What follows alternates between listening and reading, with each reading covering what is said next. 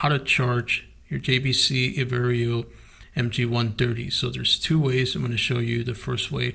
So you have direct power port on the camera, and the camera can charge, or it can be functioning with this AC power adapter. Okay, so it comes with the camera, so if you don't have it, I'm going to show you a different way, but if you have it, this is the way you're going to connect it, and it'll charge the battery, and it'll also function too if you don't have a battery.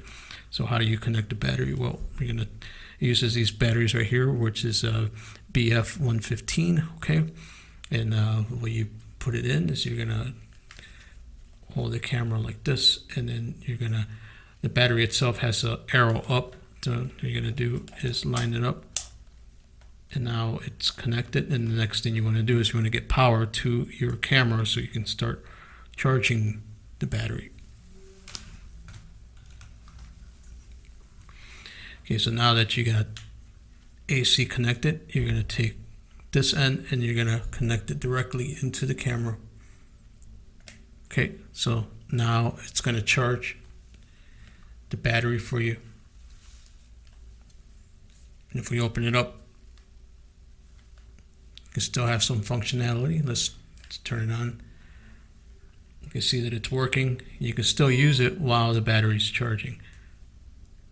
See that? So it still works. You can still film and do all those things. And let's shut it off and let the battery charge. Okay, then now the other way to do it is, if you don't have this power adapter, the other way to do it is to get the power adapter. Now this didn't come with the camera. If it didn't, you can get these very easily.